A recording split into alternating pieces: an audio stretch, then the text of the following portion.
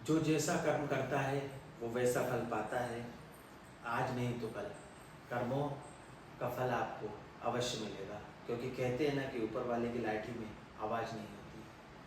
आज की ये कहानी इन सब बातों को सिद्ध कर देगी। हम अपने जीवन में अपना कोई भी कार्य, चाहे वो सरकारी हो या प्राइवेट हो या किसी भी दस्तावेज से संबंधित हो, उसे जल्दी से जल्दी करवाना चाहते हैं। चाहे उसके लिए रिश्वत देनी पड़े, चाहे जुगाड़ लगानी पड़े, चाहे ऊपर से फ़ोन करवाना पड़े। ये सब कुछ हमारे जीवन का हिस्सा बन चुका है, क्योंकि हमारे पास समय नहीं है और हम इंतज़ार किसी का कर नहीं सकते। आज की ये कहानी भी कुछ इस तरफ इशारा करती है। कहानी शुरू होती है गोरखपुर से। वहाँ का एक सरकारी दफ्तर होता है और कई महिला वहाँ अपने दस्तावेजों के लिए चक्कर काट रही थी।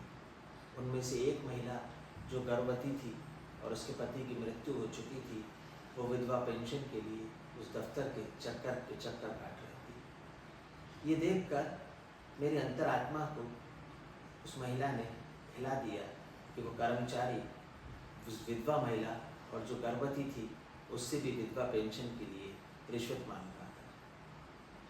मैं करना तो बहुत कुछ चाहता था, पर मजबूरी में कुछ कर नहीं पाया। और फिर मैंने वापस अपने घर आकर उस महिला के लिए प्रयास किया और कुछ प्रयास मेरे सफल भी हुए। पर आज की जो कहानी है वो मेरी उस कहानी जीवन के हिस्से से बिल्कुल अलग है। इस महिला से नौकरी के लिए जो रिश्वत मांगी जाती है, वो महिला उस रिश्वत को चुकाती है और जो लोग उस रिश्वत को लेते हैं उन्हें कुदरत एक अलग ही इनाम देती है। ये कहानी सुनने के बाद आप भी कहेंगे कि बुरे काम का बुरा नतीजा ऊपर वाले की लाठी में आवाज़ नहीं होती, और आप अंत में ये कहेंगे कि कर्मा सबके कर्मों के फल उन्हें इसी जन्म में देता है। नमस्कार, आदाब, सत श्री अकाल। आप देख रहे हैं प्रदीप क्राइम स्टोरी और आपका स्वागत है एक नई कहानी के साथ।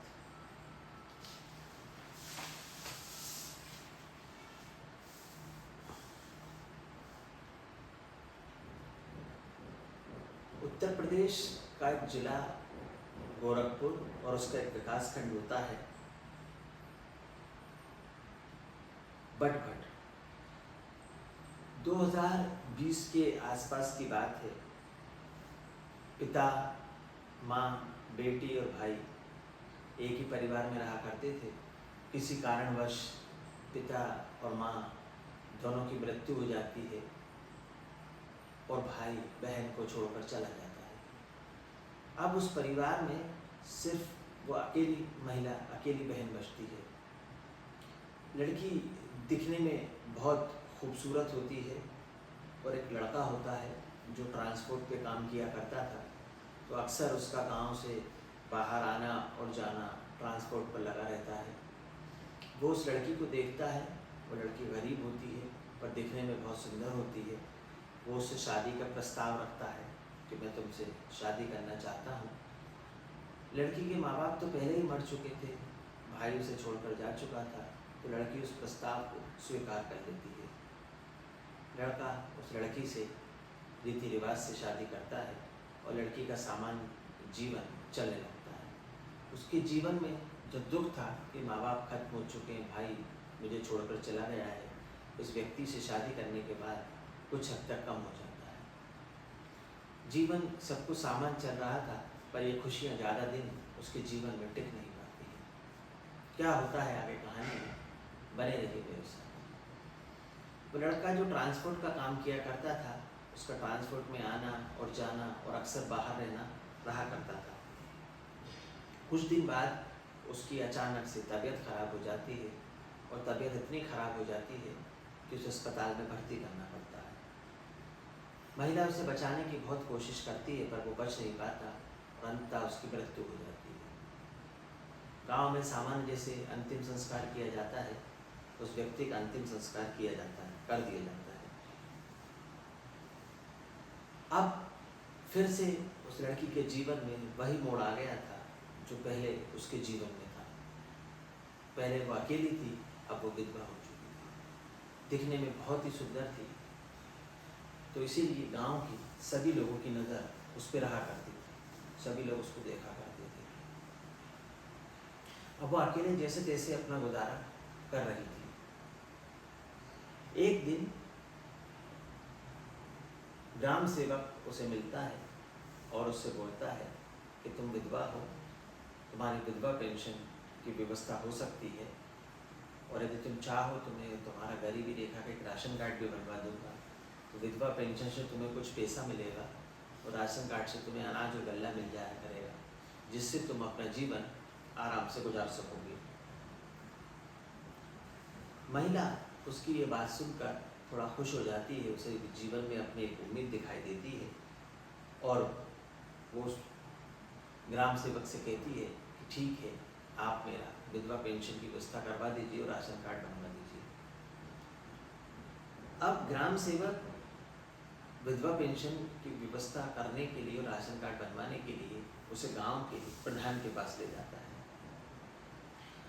प्रधान उस महिला को अपने विश्वास में लेता है, यकीन दिलाता है कि तुम्हारी विधवा पेंशन और राशन कार्ड की व्यवस्था मैं करवा दूंगा, और महिला का विश्वास जीत लेता है। अकेली महिला होती है, विधवा होती है और बहुत सुंदर थी देखने में, तो प्रधान के मन में उसके लिए गलत विचार आने लगते थे। वो महिला को अपने विश्वास में ले लेता है और महिला के साथ संबंध बनाता है। अब ये बात रोजगार ग्राम सेवक को पता चलती है, क्योंकि ग्राम सेवक ने ही उस महिला को उस प्रधान से मिलवाया था, तो वो महिला से भी शारीरिक संबंध बनाने की डिमांड रखता है। महिला को मजबूरी में ग्राम सेवक के साथ भी संबंध बनाने पड़ते हैं। अब ग्राम सेवक जब संबंध बनाता है तो ये बात सरकारी डिपार्टमेंट के कर्मचारियों को पता चलती है। महिला देखने में बहुत सुंदर थी, मैंने आपको पहले ही बताया, तो वो सब कर्मचारी भी महिला के साथ संबंध बनाते हैं। अब जब भी जिसको मौका मिलता, चाहे वो प्रधान हो, ग्राम सेवक हो, सरकारी कर्मचारी के दफ्तर के अधिकारी हो, उस महिला के साथ संबंध बनाते और अपनी शारीरिक भूख मिटाते। अब एक दिन उस महिला की तबीयत खराब हो जाती है, और तबीयत इतनी ज़्यादा खराब हो जाती है कि उस अस्पताल में भर्ती कराना पड़ता है। अस्पताल में उस महिला का कई दिन इलाज चलता है, पर वो ठीक नहीं हो पा रही थी। तो डॉक्टर प्रधान से कहते हैं कि आप इन्हें शहर ले जाइए, वहाँ अच्छे से इलाज हो सकेगा, बड़ी अस्पताल में कहीं दिखाइए, कुछ जांच होंगी, फिर पता चलेगा इनको क्या हुआ है। महिला को शहर में भर्ती किया जाता है, डॉक्टर उसका इलाज करते हैं, पर कुछ पकड़ में नहीं आ रहा था। डॉक्टर कहते हैं कि आप एक रक्त की जांच कराइए, ब्लड की जांच कराइए, फिर पता चलेगा कि आपको क्या रोग हुआ है। ब्लड की जांच डॉक्टर भेजते हैं, ब्लड की जांच होती है और 2 दिन बाद ब्लड की रिपोर्ट आती है। जब ब्लड की रिपोर्ट आती है तो महिला HIV पॉजिटिव पाई जाती है, मतलब वो एड्स की बीमारी की शिकार हो चुकी थी। HIV पॉजिटिव आता है। प्रधान को जब डॉक्टर ये बात बताता है तो प्रधान को विश्वास नहीं होता है, और वह उसे दूसरे अस्पताल में ले जाता है, तो वहाँ उसकी जांच कराता है। वहाँ रक्त की जांच कराई जाती है और वहाँ पर भी रिपोर्ट सेम आती है।